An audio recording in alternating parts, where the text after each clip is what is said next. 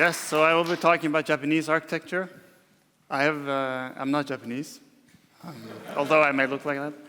I've lived in Japan for some years, studied and worked, and I know it quite well. I've talked about Japan for many audiences many times, for modernists, and it's always a pleasure because modernists, they love Japan. I haven't talked about Japan in front of this kind of audience before, so I'm a little bit nervous, if you will appreciate it, but I'm hoping to provide a different presentation of Japan than what you hear from the modernists. So I will have a quick run through the history of Japanese architecture and then touch upon a few aspects of aesthetics through that. So the oldest Japanese architecture you can find is now visible in Shinto shrines that you can find newly built today. The building style is something like 1800 years or more. Heavy thatched straw roofs protecting from the rain, and often something you can see lying on top of the roof, and then columns sort of rising straight out of the ground. That's what you can recognize this style from. And already here, this is the Ise Shrine, and already here we can see some important aspect of Japanese aesthetic, which is here the concept of impermanence. So this Ise Shrine is rebuilt every 20 years. You can see the old one over there and the new one there. So for 1,500 years or more, they've been rebuilding this every 20 years, tearing down the old one and building a new one. And there are people who are full-time employed to make the components for the next 20 years, and then they assemble it, and so on. So what they have achieved with this during the time of modernism is that they have preserved the handicraft. So the buildings are not preserved, they are impermanent, but the handicraft is permanent. So that's a different approach to preservation than we have, for instance, with the state churches in Norway, that we have the buildings, but we don't have the craft anymore. And then around 800, Japan had a lot of influence from China, and this developed into the Shinden style. For the court or the nobility, you will recognize heavier columns, more widely spaced, building raised on a podium, and these brackets, sort of column capitals that are holding up the layers and layers of beams in the heavy roof. And this is also fundamentally related to the import of Buddhism. So that's the second religion of Japan. Shintoism is a native religion, and Buddhism is imported from China and Korea. Then later, much later, Japan went into a period of fighting and civil war. You have this castle popping up everywhere in Japan, and the development of from the court culture and society to samurai class, the rise of the samurai class. So there are a lot of samurai, and that also, I mean, I wouldn't say that it's a democratic or flat society. It was very hierarchical, but it was, the samurai class had a lot of people who needed buildings, and this developed into the Shoin style, which you can see, it's a little bit dark maybe, but the columns are square, smaller, thinner, and it develops into this more small-scale module,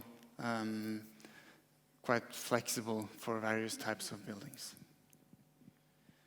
And it's from this period that you get all these components that we recognize as traditional Japanese architecture, such as sliding doors, paper walls, the tokonoma recess, and the tatami mats. The tatami mats are, if you haven't sat on them or anything, they are around 5 centimeters thick.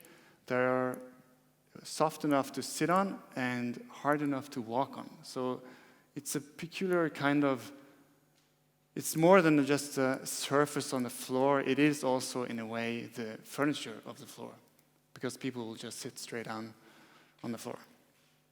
And this, many people have written about how this is related to the society of that time, the samurai culture, which in many ways continued all the way up into the 20th century, where the samurai class disappeared, and also largely tatami mats, sadly, in my opinion.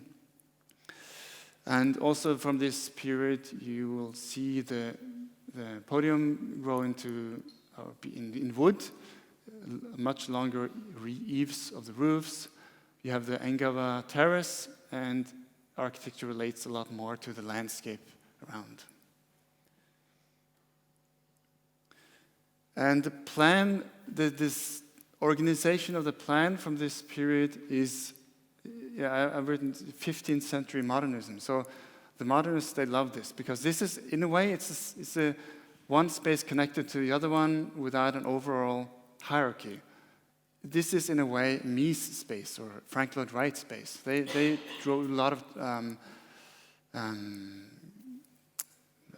inspiration from this. But as always, they took something and they didn't take everything. They didn't take the whole ecosystem of the buildings where this functioned. But it's a free-flowing kind of space which can be quite comfortable. And you can also say that you find the same type of space in European medieval castles, or even in ancient Greek architecture, not Renaissance, not Roman, but Greek architecture. For instance, the layout of the Acropolis is very different from Renaissance city planning. Then there is this guy, Sen no Rikyu. He is something of a 16th century architect in Japan. He was a tea master from merchant class, and he also became an architect. And he had strong opinions about aesthetics, and basically developed his aesthetic style that he imposed on tea ceremony and architecture and objects and everything. So he took things that was there, and what he did continued, but there is a very heavy legacy from this guy. So the tea house, he sort of single-handedly created this skia style, which is developing out of the tea house. Wabi-sabi is a concept related to that, which is, sabi means like things that have patina, old, worn, and for that reason being charming or have a soul in some way. Wabi is things being more imperfect and having a certain life out of that. You can see here this tea house, just typical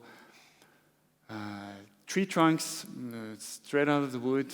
You can see this, the rocks on the ground that are not random, but they're also not ordered. They've been put out in a way that's well thought of and organized, but not ordered.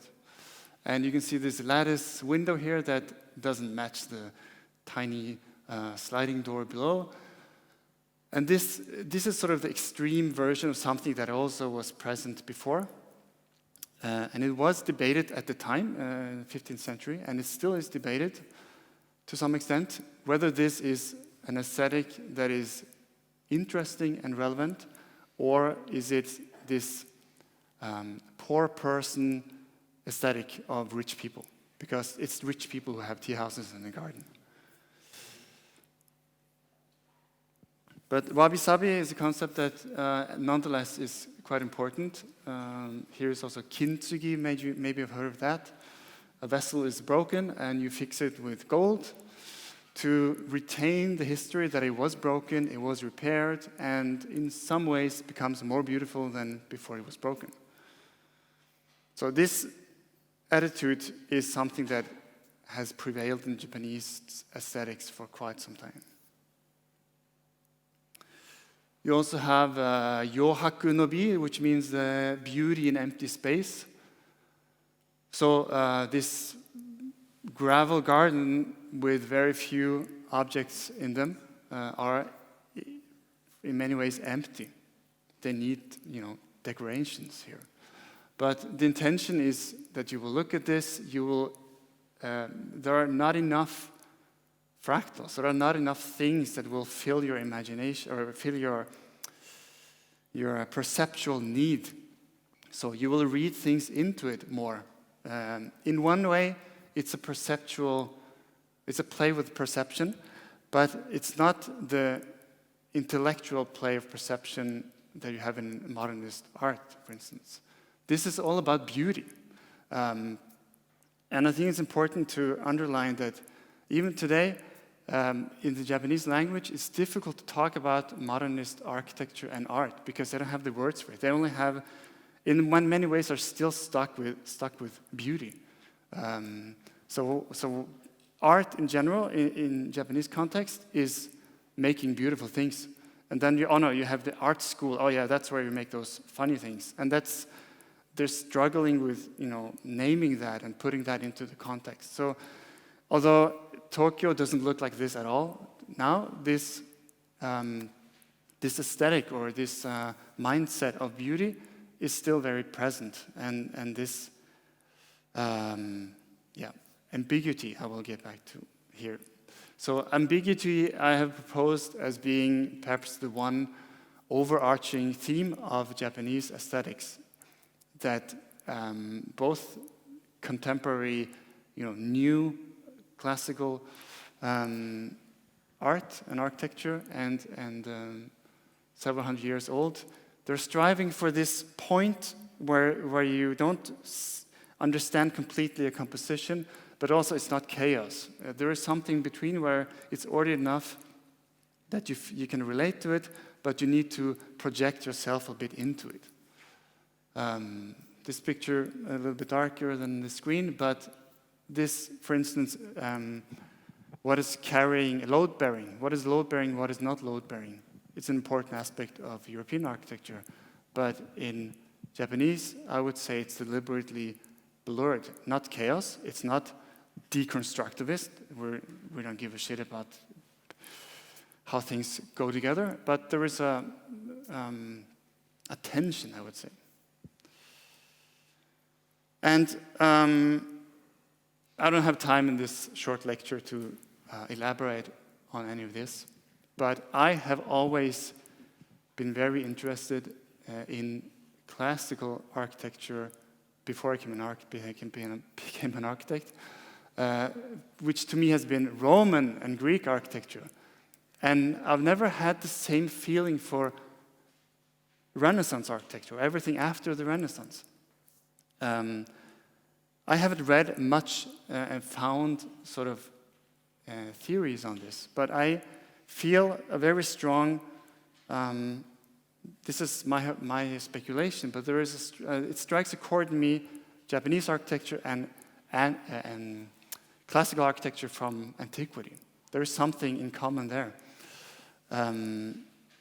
which sounds very far-fetched, but those are societies with polytheistic religion, where they have temples where you go to, you offer something, you leave. They're very different from societies based on the three big Western religions, where there's one God, where there is salvation at some point instead of just status quo forever. And this, I think, affects architecture. When I visit cathedrals, especially Renaissance churches, to me, they're more than being classical, they're first and foremost Christian to me, or they're Abrahamic religions. So I'm not religious in any way, but I feel that it's, I wonder if there is a backdrop of religion here that could affect the mindset and the society at that time, right? People are not walking around like this in these clothing now in Rome, or they didn't do that in 15th century either. So although classical architecture of all times has its own truth visually and aesthetically, there's also something behind it, all the variances over it, that I find interesting to look into. So yeah, enough of that. Back to Japan. Darkness is also an aspect of Japanese architecture, which is also related to ambiguity, because in a space that is dark, you lose the corners a bit, much less than you will lose this image here. But the point is, there is a focus. When you lose the corners, when you want to see the end of the room, there's a focus towards materials, towards intimacy, towards objects in your proximity, which is a different aesthetic. This is also something the modernists didn't embrace. They had white buildings from Morocco together with this plan, which is something completely different. And to continue my speculation, Norway and Japan, they also share the many features when it comes to backdrop, and they're both lands of cloudy mountains and rainy forests that I also feel lays the ground for something in common that I feel appealing. So these are the things I'm thinking about every day and trying hard to put into some sort of contemporary classical European context. Thank you.